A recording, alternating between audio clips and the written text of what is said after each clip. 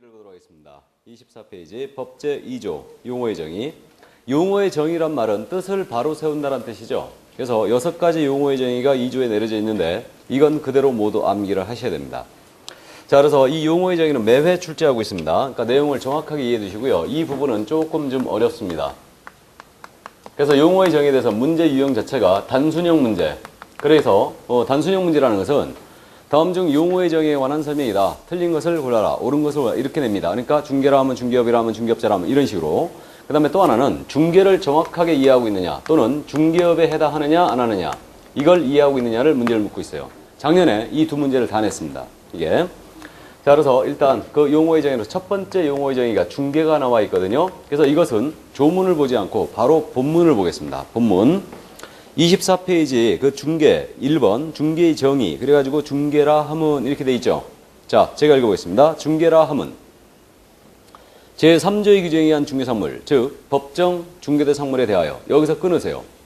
끊고 거래 당사자 간에 여기서 끊으시고 매매교환 임대차 그 밖의 권리의 득실을 병행하는 행위를 여기서 끊으시고 알선하는 것을 말한다. 자, 이게 중개의 정의였어요. 그럼 중개가 지금 뭐라고 그러냐면 중개라는 것은 먼저 우리 법 제3조에서 정해놓은 중개상물 이것을 법정이라 합니다. 그래서 법정 중개대상물에 대하여 다음 거래 당사자 간 거래의 당사자 간에 매매 교환 임대차 그랬거든요. 매매 교환 임대차 그 밖의 권리의 득실 변경에 관한 행위를 권리의 득실 변경에 관한 행위를 알선하는 것을 말한다. 이게 중개라고 정의되어 있어요. 쉽게 와닿지 않거든요. 잠깐 이 문장에서 생각을 해봅니다. 중개라는 것은요. 법정 중개대상물에 대하여 즉 우리 3조에서 정해놓은 중개상물이 있습니다. 그래서 3조에서 정해놓은 게 5가지가 있는데 토지가 있고요. 그 다음에 건축물이 있습니다. 그리고 임목이라는 게 있고요. 광업재단과 공장재단이 있죠. 이 5가지 법정 중개사물이에요, 이게. 그래서 5가지 물건에 대하여 거래 당사자 간에 매매 교환 임대차랍니다. 그러니까 사고자 하는 자, 팔고자 하는 자. 그 다음에 세를 놓고자 하는 세를 얻고자 하는 자 사이에 그 매매 교환 임대차, 그 밖의 권리의 득실 변경 행위랍니다. 그러면 매매 교환 임대차라는 것은 이 권리의 득실 변경에 관한 행위, 이것의 대표적인 예시가 되고 있죠. 이러한 행위를 알선을 하는 거래요. 알선의 사전적 의미는 그겁니다. 거래가 성사되도록 제3자적 입장에서 당사자 간의 거래를 도와주는 행위예요. 이게 바로 알선이다. 그래서 거래가 성사되도록 주선하는 일체의 행위를 알선이라 하는데 이건 쉽게 다른 말로 바꾸면 소개라는 말로 바꿔줄 수 있고요. 매개를 해준다란 말로도 바꿀 수 있고 주선을 해준다란 말로도 바꿀 수 있어요. 이게. 그래서 중개라는 것은 이러한 5가지 물건에 대한 당사자 간의 거래입니다. 거래를 알선을 해주는 거다. 그래서 우리가 실생활에서 소개해 줄 수 있는 건 대단히 많아요. 대단히 많지만 우리가 소위 중개라고 정의하는 것은 5가지 물건에 대한 거래를 소개해야지 중개라고 하고 있는 거다. 이게. 자, 그러면 중개라는 것은 이러한 5가지 물건에 대한 거래를 알선하는 거예요. 이걸 더 줄이면 한마디로 표현하면 중개라는 건 뭐냐? 한마디로 표현하면 중개 대상물에 대한 알선이에요. 한마디로 표현하면. 그래서 이 개념을 정확하게 기억을 해야 됩니다. 중개라는 것은 중개대상물에 대한 알선이다. 따라서 중개대상물이 아닌 것을 알선합니다. 중개 아니겠죠? 그럼 예를 들어서 세탁기 매매의 알선을 합니다. 중개 아니에요? 아니죠. 5가지 안 들어가 있죠? 중개 아닙니다. 상가 거래할 때 권리금이라는 거 있죠? 권리금. 권리금이라는 것은 생각을 해보면 상식적으로 집기 비품에 대한 보상이라든가 영업권, 노하우, 이런 신용 이런 거에 대한 보상의 성격을 띠고 있는 거죠. 그럼 집기비품이라는 거 이런 것들은 중개산물이 아닌 것 같죠? 그러면 권리금 거래를 소개했거든요. 이거 중개인 것 같아 아닌 것 같아? 아니죠. 중개산물 아니니까 이렇게 됩니다. 다음 알선하는 행위가 아닌 것도 중개가 아닙니다.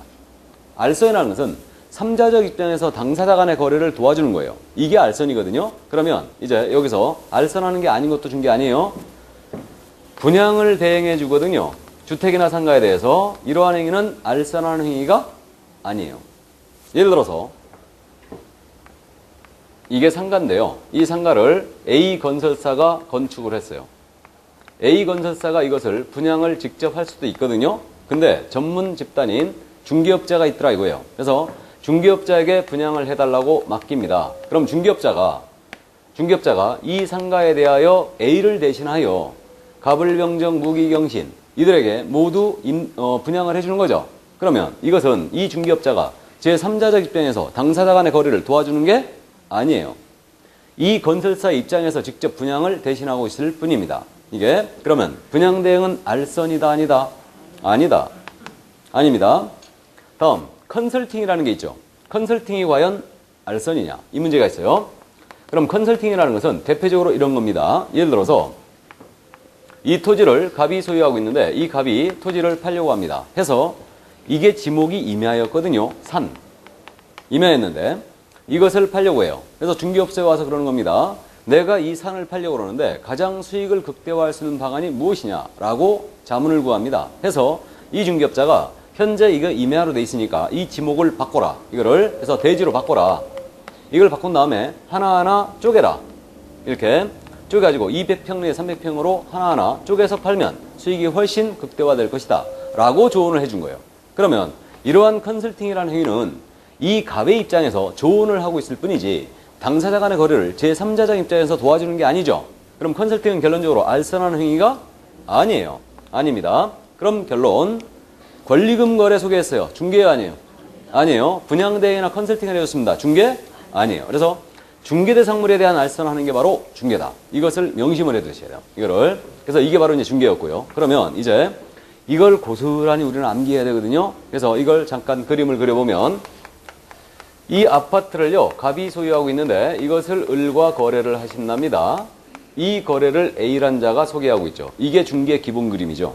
이게. 그럼 갑과 을 사이의 아파트에 대해 사고 파는 계약을 한다. 이 계약의 이름이 매매고. 맞죠? 그 다음에 이 갑이 가지고 있는 아파트를 을이 가지고 있는 아파트와 서로 맞바꾼다. 이때 체결되는 계약의 이름은 교환일 테고, 갑이 아파트를 갖고 있어요. 그러면 이것을 을한테 세를 놓는다. 이때 체결하는 계약은 임대차. 그 밖에 이 을이 은행이라면 은행에다가 저당을 잡히고 돈을 빌릴 수 있죠. 그럼 저당권 설정 행위를 A가 소개할 수도 있네요. 이것도 중개예요. 그럼 중개고. 그 다음에 이 아파트에 대하여 전세권을 설정해 준다. 을에게. 그러면 전세권 설정 계약을 중개업자가 소개할 수도 있죠. 이것도 중개예요. 이것도. 그 밖에 이게 토지였다면 지역권, 지상권 이런 것들 설정할 수가 있습니다. 이런 각종 권리에 득실 변경에 관한 행위들, 이러한 행위들 모두 소개를 하게 되는데 이것은 전부 다 중개라는 얘기입니다. 그러면 중개라는 것은 이러한 아파트에 대해 갑을 간의 매매교환 임대차를 비롯하여 그 밖의 권리의 득실 변경 행위들을 모두 소개하는 게 바로 중개라는 얘기예요. 그럼 용어의 정의로 연결하면 아파트라는 것은 중개선물에 해당하고요. 갑과 을입니다. 이들은 거래 당사자로 연결되죠. 그 다음에 이 행위들은 권리의 득실 변경 행위고 이 부분은 바로 알선을 얘기하는 겁니다. 그래서 중개라 함은 이렇게 법정 중개 대상물에 대하여 거래의 당사자 간의 매매교환 임대차 그 밖의 권리의 득실 변경 행위들을 이러한 행위들을 알선을 해주는 것이다. 이게 중개예요. 이게 그래서 이 그림을 생각을 하시면서 용어를 암기합니다. 그래서 중개라는 것은 이러한 중개선물에 대한 당사자 간의 거래를 소개를 해주는 거다. 이걸 한마디로 표현하면 뭐라고요? 물알선. 물알선이에요. 됐죠? 일단 여기까지. 자, 그러면 중개의 정의는 여기까지 이제 우리는 기억을 하고 여기서 이제 이론적인 내용을 좀 더 가는데 25페이지에 동그라미 2번과 3번이 있죠. 중개 권리의 득실 변경하는 행위라고 되어 있고 중개 행위의 대상 권리라고 되어 있습니다. 이 부분을 잠깐 부연 설명합니다. 들으세요, 그냥. 지금 이 부분이 있지 않습니까? 이 부분이 알선이라고 했는데 이 부분을 중개 행위라고도 해요. 그러면 이 아파트라는 것은 이 중개 행위의 대상이 되는 물건이죠. 이 아파트는 중개 행위의 대상이 되는 물건입니다. 이걸 줄여서 뭐라고 하냐면요. 이걸 중개대상물이라고 해요. 이거를. 그러면 중개대상물이 되기 위해서는 그 요건이 이 5가지에 해당이 돼야 되고요. 이 5가지 물건일지라도 이게 사적인 거래가 가능해야 될 거예요.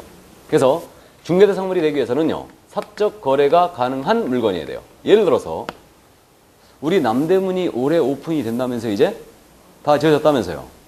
남대문은 건물이 분명히 맞죠. 근데 그 남대문을 사고 팔 수 있어요, 없어요? 없어요. 그거는 사적인 거래가 안 되는 거죠. 문화재 같은 국유재산이니까. 그러므로 중개사물이 되기 위해서는